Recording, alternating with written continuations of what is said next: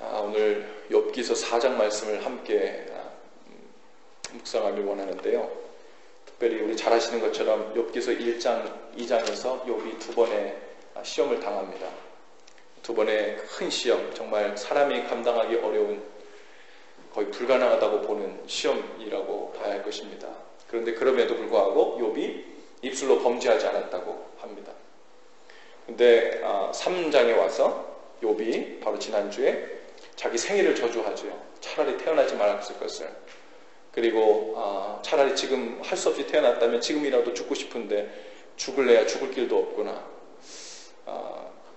그 고통이 너무 심해서 차라리 죽기를 바라는데, 하지만 끝까지 하나님이 어떻게 나한테 이럴 수가 있나 라는 말은 하지 않습니다. 이 고통이 너무 심하기 때문에 차라리 목숨이 끊어지기를 원하는 마음이 있어도 하나님의 선하심, 그리고 하나님께서 어떻게 나한테 이럴 수 있나 하는 나의 어떤 자격, 어떤 나의 보상을 바라는 그런 입술의 범죄함을 하나님 앞에 고하지 않죠. 이제 욥의 친구들이 찾아옵니다. 그리고 그 첫 번째 사람으로 오늘 4장에 나오고 있는 엘리바스라는 친구가 와서 욥의 그 형편을 보고 조언을 해주는 거예요. 오늘 그 엘리바스에 대해서 설명할 때 대만 사람 엘리바스가 대답하여 이르되 이렇게 되어 있는데요. 이 엘리바스는 보통 그 당시에 현자, 지혜 있는 사람, 좀 배운 사람, 지식 있는 사람, 존경받는 사람쯤 된다 그래요. 그런데 이 엘리바스가 와서 말하는 건 그거예요. 이전엔 네가 하나님 앞에 경외함이 얼마나 뛰어났는지, 하나님 앞에서 실족하고 어려움을 당하고 낙심하고 절망했던 사람들을 네가 옆에서 추스리고 인커리지하고 또 믿음을 가지라고 이래서 다 세워주지 않았느냐. 그런데 지금 오늘 네가 막상 그 일을 당하고 보니까 네가 이렇게 절망해서 낙심하고 이렇게 떨어지면 되겠느냐. 언뜻 보면 이 욥에게 아주 그 신앙의 선배로, 혹은 신앙의 조언자, 혹은 멘토 같은 역할로 좋은 말을 해주고 있는 것 같아요. 그런데 오늘 이 욥의 친구 엘리바스가 지금 욥에게 조언하고 있는 그 말의 핵심을 나타내는 성경 구절이 한 가지 우리가 찾아보게 되는데, 그것이 무엇이냐면 7절 말씀이에요. 7절 말씀을 다 같이 한번 읽어볼까요? 7절 시작. 생각하여 보라, 죄 없이 망한 자가 누구인가? 정직한 자의 끊어짐이 어디 있는가? 무슨 말입니까? 그래, 네가 지금 괴로워하면서 하나님 앞에 그렇게 부르짖고 있지? 난 정말 이런 벌을 받을 정도로, 이런 징계를 받을 정도로 큰 죄 저지른 적 없는데 정말 이유를 모르겠다. 그러면서 하나님 앞에 나가고 있는 거예요. 욥은 교만해서 그런 게 아니라 정말로 이유를 모르겠는 거예요. 그러니까 왜냐하면 하나님 앞에서 이렇게 축복을 받고 복을 얻어서 잘 살던 때, 그때에서 특별히 무슨 죄를 지은 게 아니거든요. 만약에 자기가 죄는 원래 사람이니까 있을 수 있으니까 죄 때문에 이런 일이 발생했다면 그 이전부터 축복조차도, 평안히 사는 일조차도 애초에 출발하지 말았어야 되는데, 하나님 앞에서 경외하고 그 자식들을 주 안에서 길러내고 또 주님을 경외하고 제사하면서 쭉 살고 있었는데, 그 중간에 무슨 죄를 특별히 지은 게 없는데 갑자기 정반대되는 엄청난 고난이 이 삶 가운데 찾아온 거죠. 욥에게서는 그게 이해가 안 가는 거예요. 그런데 오늘 대만 사람 엘리바스라고 한 사람이 언뜻 보기에는, 야, 네가 그렇게 다른 사람들 그 신앙을 상담해 주면서 그랬던 너가 이렇게 절망하면 되겠느냐? 라고 옆에서 인커리지하고 조언해 준 척 하면서 사실은 무슨 얘기를 하는 거냐면 7절에 말한 것처럼 생각해봐라, 죄 없이 망한 자가 누구인가? 정직한 자의 끊어짐이 어디 있는가? 그 얘기인 즉슨 너도 모르는 중에 분명히 무슨 죄를 지었긴 지었으니까 하나님이 이런 벌을 내리시는 거지, 하나님이 까닭없이 이런 벌을 내리신 분이 아니지. 생각해봐. 죄 없이, 죄 안 짓고 망한 자가 누구야? 하나님 그런 분도 아니고 세상에 그런 사람은 없어. 정직한 자의 끊어짐이 어디 있는가? 정직하게 하나님 앞에 죄를 고했는데도 하나님께서 용서하지 아니하고 그런 일이 어디 있어? 분명히 너는 무슨 죄를 지었으니까 그런 거야. 빨리 회개해. 오늘 이렇게 얘기하면서 지금 엘리바스가 욥에게 다가오고 있는 거죠. 엘리바스 같은 사람들, 그런 친구들을 우리가 옆에 두고 살고 있을지도 모르겠어요. 이 고난의 문제에 대해서 오늘 욥이 얘기하고 있는 것은요, 이것입니다. 욥기서의 주제는요, 의로운 사람이 고난을 받을 때 끝까지 참아내면 다음번엔 2배, 3배의 복을 받는다. 이게 욥기서의 주제가 아닙니다. 우리가 이해되지 않는 고난이 의로운 사람에게도 의롭지 않은 사람에게도 누구에게든 찾아올 수 있다는 거예요. 그리고 그 고난을 맞이하는 하나님의 자녀들의 태도는 그것이 무엇인지 마치 인과응복처럼 무슨 이유가 있으니까 이런 일이 일어나지, 죄를 지었으니까 이런 하나님이 징계를 하지, 이런 식으로만 생각할 일이 아니라는 거예요. 우리가 신앙생활 할 때 우리도 모르는 사이에 인과응보식 신앙생활을 하고 있어요. 그래서 우리가 신앙생활 하면서 어떠한 문제가 생기고 고난이 닥치고 어려움이 닥치면 금방 생각하는 게, 우리도 모르게 생각하는 게 뭡니까? 하나님, 내가 뭐 잘못했나? 가다가 막 사고가 나고 문제가 터지고 막 이러면 내가 뭐 잘못했나? 나도 모르는 사이에 하나님 나 뭐 마음에 안 드시는 거 있나? 이런 생각들을 하게 되지 않습니까? 그렇죠? 그런 생각들을 하는 건 나쁘지 않아요. 하나님 앞에 내 자신을 돌아보는 건 나쁘지가 않은데, 문제는 그거의 정반대도 우리는 당연하게 생각한다는 거예요. 즉 축복을 받거나 물질적으로 여유로워지거나 일이 잘 풀리거나 건강하거나 좋은 일이 자주 일어나면 내가 하나님 앞에서 잘한 것이 있어서 그런 것을 받는 줄로 착각한다는 거죠. 그래서 교회 안에서도 우리도 모르는 사이에 하나님 앞에 이런 식의 인과응보식 신앙생활로 하나님 앞에 나아가게 된다는 거예요. 물론 하나님께서는 우리에게 복을 주시는 분이십니다. 하지만 그 복이 항상 풍족하고 문제가 없고 고난을 당하지 않고 이런 것으로만 나타나는 것은 아니에요. 이 인과응보식, 그리고 이 엘리바스처럼요, 이 엘리바스는요, 하나님을 인격적으로 아는 사람이 아니라 하나님에 대해서 아는 사람이에요. 무슨 차이인지 아시겠죠? 하나님에 대해서 아는 사람은 자기가 하나님을 만나 경험적으로 하나님을 맛보아 알았던 것이 아니라 전통적으로 사람들이 이해하고 있는 그것을 지식으로 습득한 거고, 사람들이 간증하고 얘기하는 그 풍어를 가지고 알게 된 거고, 하나님이라면 이래야 되지 않나? 하나님은 이래야 돼, 이럴 거야 라고 생각하는 그 추측에 의한 하나님에 대해서 알고 있는 사람들입니다. 그 사람들은 하나님을 아주 인과응보식으로 이해하게 되죠. 그런 사람들이 어떤 사람들이었냐면 바로 예수님을 십자가에 못 박은 사람들 같은 사람들이에요. 예수님이 십자가에 못 박혔을 때 사람들이 와서 십자가 못 박으라고 외쳤던 그 사람들이 예수님 앞에 뭐라고 얘기합니까? 하나님의 아들이면, 저 사람이 하나님의 아들이면 저런 고난에서 벗어나지 못하고 저 십자가를 그냥 질 리가 없어. 그죠? 하나님의 아들이면 저런 저주를 상징하는 나무 십자가에 못이 박혀서 저렇게 죽을 리가 없어. 이런 거예요. 하나님의 뜻, 또 하나님의 은혜, 또 하나님의 섭리에는 관심이 없고 그저 눈에 보이기에 고난인가 아닌가, 고통인가 아닌가, 좋은 일인가 나쁜 일인가, 이거에 따라서 하나님의 뜻인가 아닌가를 구별하려고 했던 사람들이죠. 예수님은 그 기준으로 보면 저주 중에 저주를 받은 사람이고 하나님의 아들일 리가 없어요.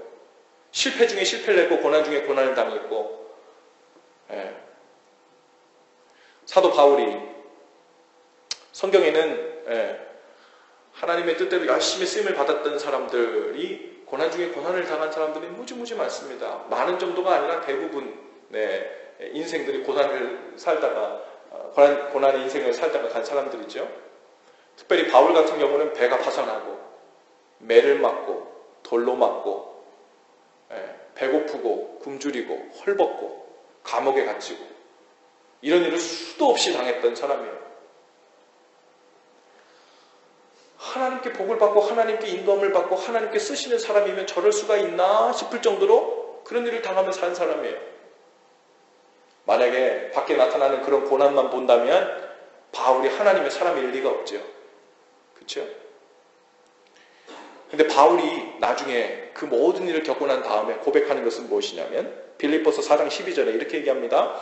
나는 비천에 처할 줄도 알고 풍부에 처할 줄도 알고 모든 일, 곧 배부름과 배고픔과 풍부와 궁핍에도 처할 줄 아는 일체의 비결을 배웠노라.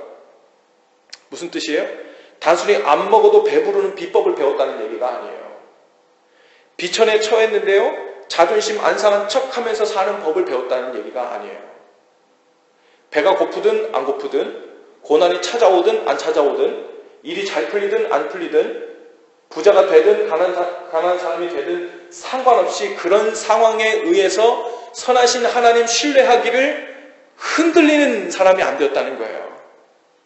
일체 비결을 배웠다는 것은 배가 고프든 안 고프든 하나님께서 굶주리게 했다고 해서 하나님이 내가 뭐 잘못했나? 이런 생각으로 치닫지 않는 사람이 되었다는 거예요. 어떤 상황, 어떤 고난이 나에게 닥쳐도 그 상황적인 것 때문에, 그 고난 때문에 역으로 하나님을 추적해서 하나님이 나한테 무슨 문제가 있나? 무슨 감정이 있으신가? 내가 뭐 잘못했나? 이런 식으로 하나님의 선하심을 의심하게 되는 쪽으로 치닫지 않게 되는 지경에 이르렀다는 거예요. 그게 일체의 비결을 배웠다는 것입니다. 하나님께서 바울에게 주신 이 은혜, 바울이 그 전에 파선하고 매맞고 고난당하고 배고프고 헐벗고 했던 그 모든, 사실은 그 경험들을 통해서 바울은 또 배가 고파져도 그것 때문에 하나님의 신실하심을 의심하지 않게 되었어요. 감옥에 갇힌다고 해서 하나님이 나를 버리셨나? 이렇게 생각하지 않게 되었어요. 어떤 일을 당하든 어떤 고난을 당하든 하나님을 신뢰하고 주님의 선하심을 신뢰하고 그분께서 하시는 일, 그것을 절대적으로 신뢰하는 마음을 배우게 됐다는 거예요. 그게 일체의 비결을 배웠다는 얘기예요.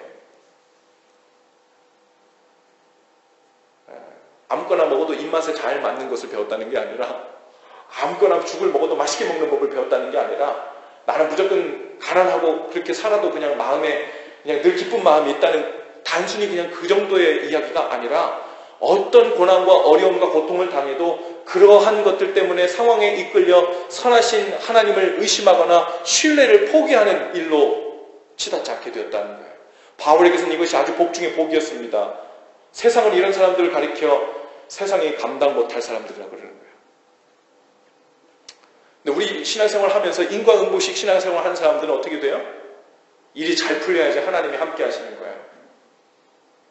문제가 빨리 해결되고 내 앞에 문제들이 없어야 하나님께 복을 받은 사람인 거예요. 한편으로 하나님께서 복 주시는 것을 구하고 하나님의 자녀로서 주님께 은혜를 구하는 것은 맞지만, 오로지 그래야만 하나님의 은혜의 증거가 나타난다고 우리 마음속에 믿고 살게 되면 무슨 일이 발생하냐면 세상이 비웃고 세상이 감당하는 사람이 되는 거예요. 세상 사람들이 부하게 하면, 세상 사람들이 생각하는 것처럼 건강하고 부하고 부자 되면 역시나 하나님이 함께 하시는구나, 세상 사람들과 똑같이 생각하는 거예요. 가난하고 넘어지고 어려움이 생기고 질병에 걸리면 곧 절망에 빠지고 좌절에 빠져가지고 하나님이 안 계신가? 세상 사람들, 하나님 안 믿는 사람들도 그렇게 생각해요.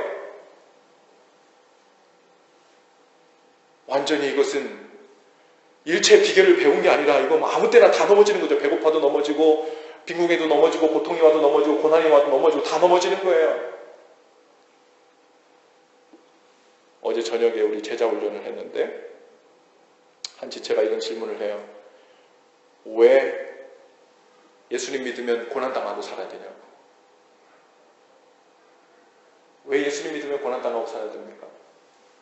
일부러 쫓아다니면서 고난을 당할 필요는 없죠.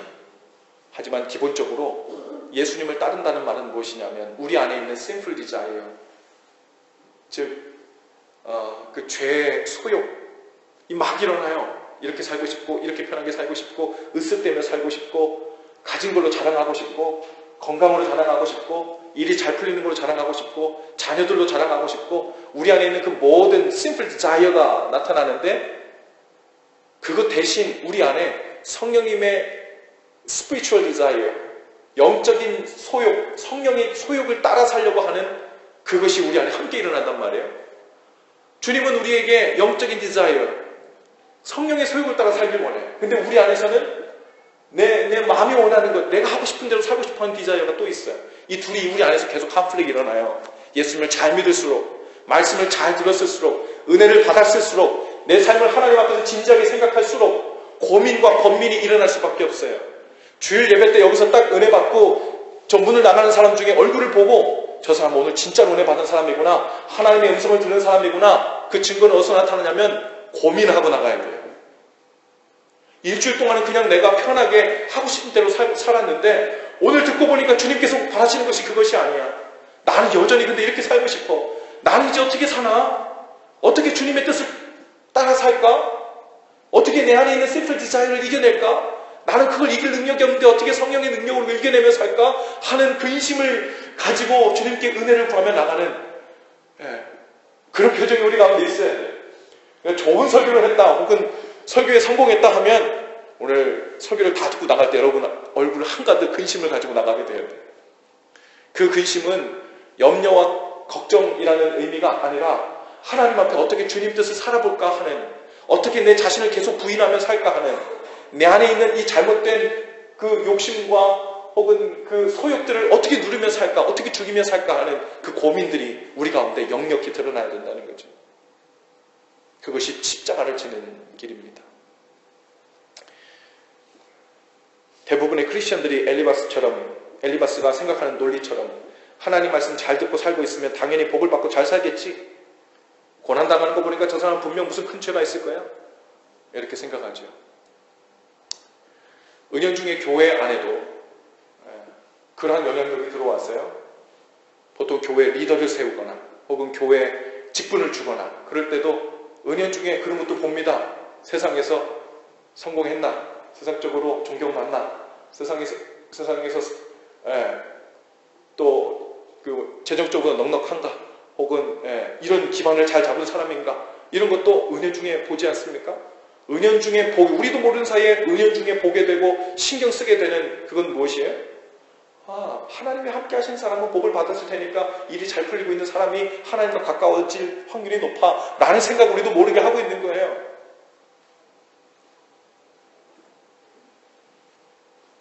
돈이 없어도, 일이 잘 안 풀려도, 여전히 고난의 연속이 있어도 그 가운데서 하나님을 향한 신뢰를 놓지 않고 붙잡고 사는 사람, 그 사람이야말로 진짜로 교회에서 리더가 되어야 되고 장로님이 되어야 되고 교회에서 정말로 주님의 일을 감당하는 모범적인 롤 모델이 되어야 되지 않습니까? 오늘 우리가 그렇게 돼야 돼요. 오늘 우리가 그렇게 돼야 돼요. 우리도 모르는 사이에 세상이 가르쳐주는 그 논리가 이 교회 속에 들어오기도 하고, 하나님께서 우리에게 복을 주신다는 그 말이 마치 그냥 잘 풀리고 번영하고 부자되고 하는 그런 복으로만 해석되는 절반짜리 이 복음을 가지고 그것이 마치 전체를 다 커버하는 양 생각하는 그 문제로부터 우리가 피해 살아야 합니다. 엘리바스 같은 사람들은 그래서 사람들을 판단하기를 쉽게 하고 좋아하죠. 보세요. 생각해봐라. 죄 없이 망한 자가 누구냐? 정직한 자의 끊어짐이 어디 있는가? 넌 분명히 죄졌으니까 하나님이 벌 주신 거야. 잘 생각해봐. 그리고 오늘 그 5장에도 보니까요. 5장 8절에 보니까 엘리바스가 이어서 뭐라고 얘기하냐면요. 나라면 하나님을 찾겠고 내 일을 하나님께 의탁하리라. 잘났어요 정말. 그죠? 나라면 하나님을 찾겠대. 욥이 하나님 안 찾는 사람입니까? 욥보다 하나님을 잘 찾는 사람이 없어요. 그런데 수많은 거예요. 분명히 무슨 죄가 있고 그 죄를 하나님한테 정직하게 안 알았으니까 네가 고통을 받고 있는 거야.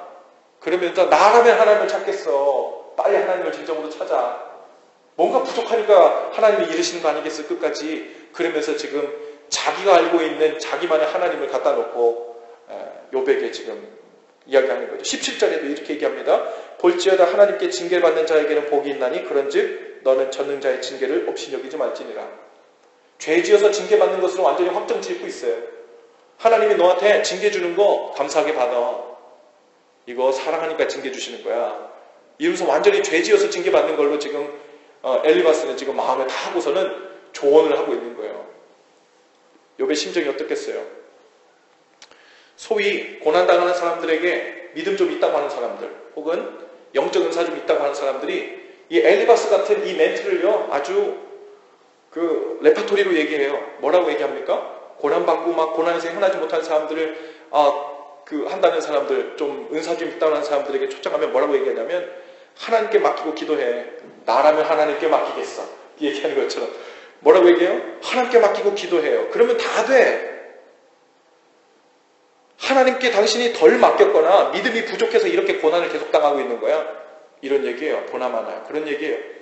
또 어떤 얘기 하든지 오늘 17절에 얘기하는 것처럼 징계받는 거 감사하게 여겨. 이렇게 얘기하면 선하신 하나님이 이유 없이 고난을 주시진 않을 거 아니에요. 회개하고 다시 돌아오라고 이렇게 징계 주시는 거니까 빨리 회개 안 한 거 있나 생각해가지고 오늘 40일 금식기도 하면서 뭐 속에 있는 거 다 회개해요. 그러면 하나님께서 다 용서해 주시고 돌이키고 다 모든 걸 회복해 주실 거예요. 레파토리예요. 고난당하는 사람들이 물론 죄 때문에 고난당할 수도 있어요. 하지만 모든 것이 죄 때문은 아니에요. 때로는 하나님께서 사랑하는 사람들에게도, 때로는 하나님께서 의로운 사람들에게도, 의롭다는 얘기는 죄가 없다는 얘기가 아니라 용서받은 죄인이란 얘기예요. 용서받은 죄인, 하나님의 자녀들에게도 하나님께서는 고난을 주십니다. 허락하세요. 오늘 여기 나온 것처럼 사탄을 시켜서 하는 건 아니지만 우리가 세상을 살면서 나타나는 고난을 막으시지 않고 그냥 두실 때가 있으시다는 거예요.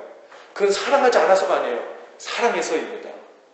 그 고난을 통해 정금같이 나올 수 있고 그 고난을 통해 성숙한 신앙을 받을 수 있고 그 고난을 통해 영적인 철이 들어서 하나님 마음을 더 헤아릴 수 있게 되는 줄로 믿습니다.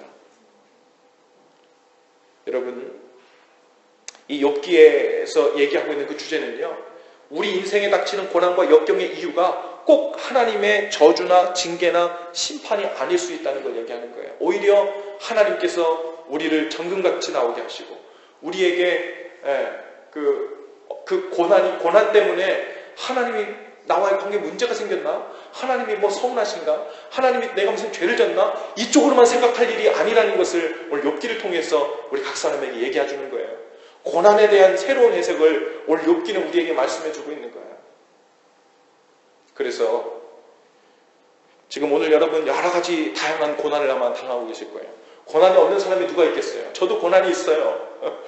저도 고난이 여러 종류의 고난들이 있습니다. 고난이 올 때 왜 목회하려고 하는데 자꾸 이런 고난이 있지, 어려움이 있지, 벽이 생기지, 장애물이 막히지, 하나님의 뜻인가 아닌가? 혹은 내가 뭐 죄 잘못했나? 물론 그럴 수도 있지만 우리 가운데 그것을 성취하고 돌아보고 주님께 은혜를 구해야 되는 것도 맞지만 고난이 다가왔을 때 또 한 가지 우리가 품어야 될 것은 무엇이냐면 왜 이 고난이 나한테 왔나? 왜 내가 뭘 잘못했는데? 내가 무슨 특별한 죄를 졌는데? 이런 식으로 생각하지 말아야 된다는 거예요. 고난이든 실패든 우리의 형편을 가장 잘 아시는 주님이 주신 것이면 감사함으로 받는 거예요. 그것이 믿는 자들, 세상에 감당하지 못하는 사람들, 하나님의 자녀들, 그 사람들이 갖고 있는 고난을 받는 태도인 줄로 믿습니다. 고난을 그렇게 받는 것은 참을만 하고 고난이 견딜만 해서 그런 게 아니에요. 우리를 만드신 우리의 체질을 아시는 하나님, 내 형편을 다 아시는 하나님, 내 작은 고통과 느낌까지도 염려도 근심도 불안함도 다 아시는 하나님, 그럼에도 불구하고 이 일을 허락하시는 하나님이시라면 하나님의 선하신 뜻과 계획을 믿고 신뢰함으로 받는 거예요. 그 결과가 어디로 치닫든 선할 것임을 믿고 가는 거예요. 그것이 사도 바울을 비롯해 예수님을 비롯해 하나님의 자녀된, 양자된, 양녀된 하나님의 모든 자녀들이 가져야 될 고난에 대한 태도인 줄로 믿습니다. 그 감사함으로 받아서 입술로 범죄치 않고 주님의 선하심을 의심치 않고 감당할 수 있는 믿음을 달라고 그리고 그 성숙한 신앙으로 나아가게 해달라고 기도해야 될 줄로 믿습니다. 천금을 주고도 얻을 수 없는 그 엄청난 보화를 우리가 얻게 될 줄로 믿습니다. 여러분, 엘리바스는 하나님에 대해서 아는 자였어요. 반면에 욥은 하나님을 아는 사람이었어요. 욥은 하나님과 관계가 인격적 관계를 맺고 있었던 사람이고 엘리바스는 들은 풍월로 하나님이 이런 분일 거야. 이런 이유 때문에 이런 일이 일어났을 거야 라고 하는 사람들의 이야기를 들어서 얘기하는 사람들이었어요. 사람들의 이야기를 들어서 하나님에 대해서 얘기하기 시작하면 판단도 하고 정죄도 하고 비판도 하고 얼마나 함부로 얘기하는지 몰라요. 하지만 하나님을 아는 사람은 우리에게 이해되지 않는 일이 다가와도, 고난이 다가와도 하나님을 알기 때문에 인내하며 믿고 감사하면서 기다리는 거예요. 그렇죠? 우리가 모르는 사람이 우리에게 뭘 부탁하고 약속을 하면 불안해서 못 기다리죠. 제 3자, 나 희원전사님을 아는데 희원전사님의 친구가 저한테 뭘 주기로 약속했어요. 근데 희원전사님 그 말을 나한테 그냥 전달해 줬어요. 그러면 내가 모르는 사람이에요. 하지만 어느 시간이 지나가지고 뭔가 상황이 안 좋아지면요, 모르는 사람이기 때문에 상황이 심각해질수록 불안해지는 거예요. 근데 희원전사님을 알아요? 믿을만해요? 그것을 인격적으로 아는 사람이요? 그러면 상황이 어려워져도요, 신뢰가 되고 기다릴 수 있는 거예요.